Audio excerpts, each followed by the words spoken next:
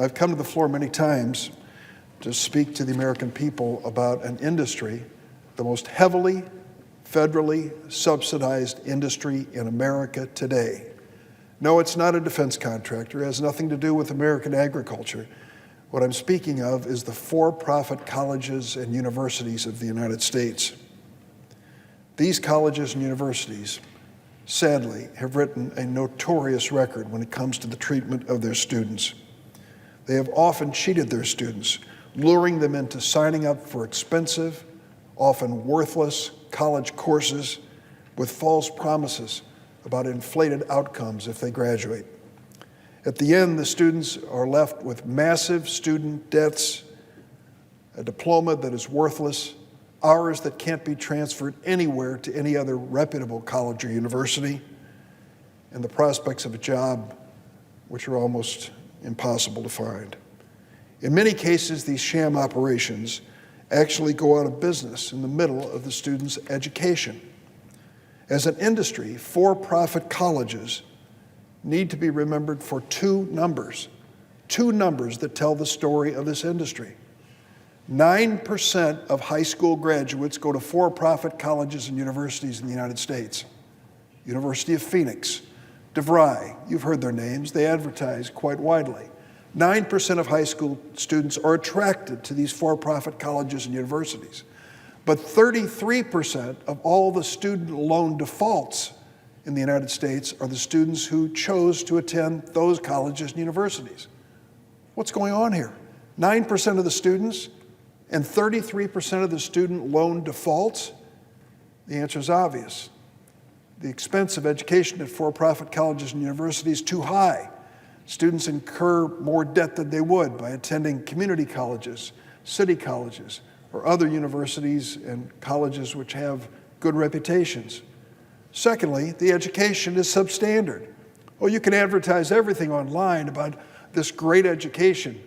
I can recall an ad that was on television here in the Washington, D.C. area a few years ago, and it showed a young woman, probably a teenager, not much beyond it, in her pajamas on her bed saying, "I'm going to college on my laptop here." Well, that kind of easy education many times is no education at all. And in for-profit colleges and universities, too many students end up taking these expensive courses that are meaningless. Turns out none of these courses can be transferred to some other school or university. When you take these courses and you spend your money and you spend your time and you end up with so-called college credits by for-profit colleges and universities, no one else will take them.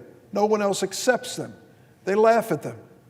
And then the students, if they can hang in there long enough with a massive student debt, end up with a diploma that's a joke, a diploma that can't even lead to a job. That's what the for-profit colleges and universities are all about. And despite the fact that they have been pretty widespread across the United States, many of them have gone bankrupt. Well, what happens to you as a student if you've gone to one of these universities that made all these promises to you along the way about taking college courses and how it's going to end up being an education that will lead to a job, and it turns out they were all lies, fraud, deceit, deception? You've got the debt, right? You've got the student debt, but you can't find a job. You went through 4 or 5 years of these so-called courses at for-profit colleges and universities, and the only thing you have to show for it is a debt that's going to decide the rest of your life if you're not careful. Well, now it's not just the for-profit college industry that is burdening and exploiting our students. I come to the floor this morning because, sadly, at this moment in time, an agency of our government is complicit. Secretary Betsy DeVos and the U.S. Department of Education have made a fateful decision for hundreds of thousands of American students that I've just described. Let me explain. After a for-profit college defrauds a student, lies to the student, federal law gives that student the right to have his or her federal student loan discharged under a provision known as borrower defense. Follow me. I've gone to a school, incurred a debt, they lied to me about their courses leading to a certain degree or to a job. Now the college is going out of business. I've still got the debt, but under American law, I'm protected as a student. The law says if you were defrauded, you could use something called a borrower defense to discharge the student debt, wipe it clean, and get another chance at life. Congress has rightly decided with this law that we shouldn't leave students holding the bag when these schools should be held responsible. Is that something that most Americans agree with? Take a look at this New American poll. Americans agree that students should have their federal student loan debt canceled if their college deceived them. Republicans, 71% agree with that statement. Democrats, 87%. 78% of the American people say if these colleges lie to you, the students shouldn't end up holding the bag. Pretty obvious. But sadly, Secretary of Education Betsy DeVos is trying to make it difficult, if not impossible, for defrauded student borrowers to get the relief. Not only has Secretary DeVos allowed a backlog of, listen to this, more than 223,000 claims by students with student debts who claim they were defrauded by these colleges and universities, 223,000 of them queued up waiting in line for this Department of Education to implement the law. She has failed to approve one single claim of the 223,000 who say they were defrauded. Not one. She couldn't find one. Not one student who was defrauded out of 223,000. Now she wants to change the rules to make it impossible for these student borrowers to be relieved from their student debt when the schools have deceived them and defrauded them. She's put forward a new rule that places unreasonable burdens on these student borrowers to seek and receive relief. Under this rule, the applicants looking for discharge of their student debt must prove that the school intentionally misled them. Now, how is a student supposed to do that? Prove intention on the part of the school. Borrowers must also file a claim within 3 years of leaving the school, even though the conduct is not discovered until many years later. The new rule also requires borrowers to apply individually instead of receiving automatic discharge when they're part of a group that's been harmed by similar widespread misconduct. We've seen it before. Some of these names may ring a bell with you. Corinthian colleges. They were all over the United States. They went bankrupt. It turned out they were defrauding students, saying, go take these courses and you can end up being qualified for these jobs. Turned out it was a lie. And after they went bankrupt under the Obama administration, many of the students as a group were protected by this law, the borrower defense rule. Secretary DeVos says every student, you're on your own at this point. Lawyer up. You're going to have to prove your case as an individual. This new rule also requires borrowers to apply individually instead of receiving this automatic discharge, which was the case under the Obama administration. With this new rule, Secretary DeVos is saying to borrowers, we are not on your side, you are on your own. In addition, if a borrower's claim for relief is denied, they would not be allowed to appeal under Secretary DeVos's new rule, even if more evidence of deception or misconduct is found. This new rule puts taxpayers on the hook for relief, shielding schools from being held directly accountable by students. The DeVos rule eliminates the current prohibition on institutions using class action restrictions and mandatory arbitration as conditions of enrollment. These practices, which we've seen over and over again by Corinthian and ITT Tech, require borrowers to sign away their rights when they go to school. Think about that. You're 19 years old, you're starting your college education, you're going before one of these schools, they push in front of you that you've got to sign up for $10,000 or $20,000 in tuition and sign the following contract. There you are at age 19 without much life experience being asked to sign up. You know what the fine print says? The fine print says, if I'm lying to you, you can't go to court. Most students don't even understand that.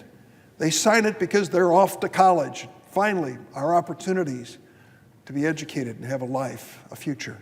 They don't know they're being deceived by these schools. And now Secretary DeVos has said, sorry students, you signed that paper when you were 19, and now you're stuck with it.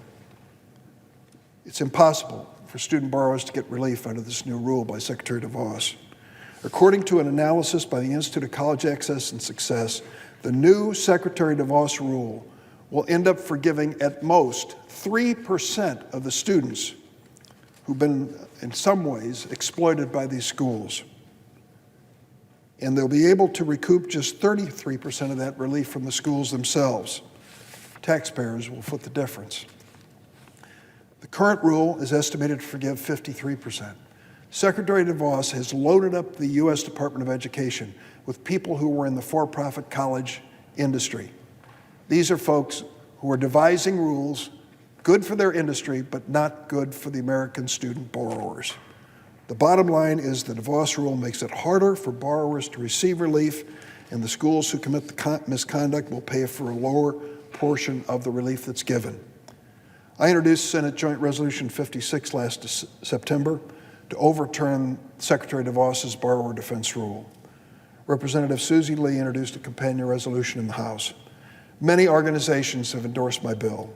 Leadership Conference on Civil and Human Rights, AFL-CIO, American Federation of Teachers, National Education Association, Consumer Federation of America, Student Veterans of America, the NAACP. But there's one most recently that I want to share with you because I think it's important that members of the Senate of both political parties realize that we now have a major organization, a nonpartisan organization, that speaks for the veterans of America who have endorsed this effort. I have in my hand a letter submitted to me by James Oxford, goes by the nickname Bill, National Commander of the American Legion of the United States of America, sent to me on December 18th, 2019.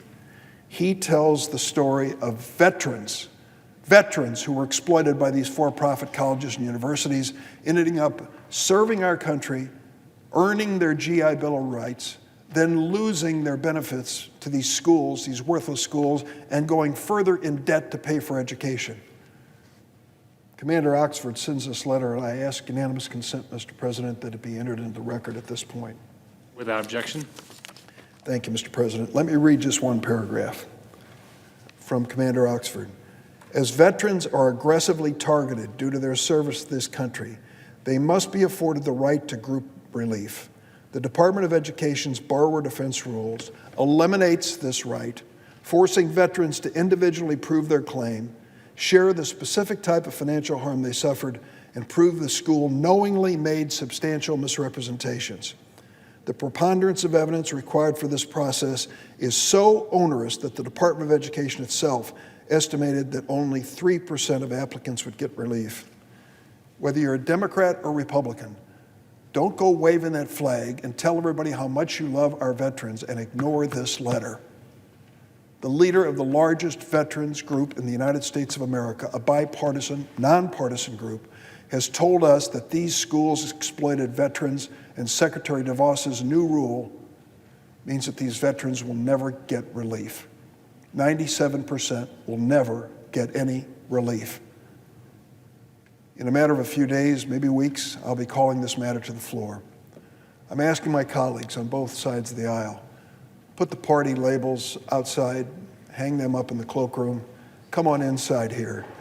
Stand up for students across America who did their best to get a college education and were deceived in the process. Stand up for students who are loaded up with student debt which could destroy their lives. Give them a fighting chance for a future by saying that Secretary DeVos's borrower defense rule is unfair to veterans, unfair to students, and unfair to American families. I ask my colleagues on both sides of the aisle, do the right thing when the time comes.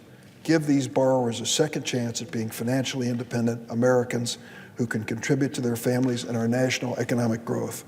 For our veterans, please join me in making sure that Secretary DeVos's borrower defense rule is disapproved by both the House and the Senate. Mr. President, I yield the floor.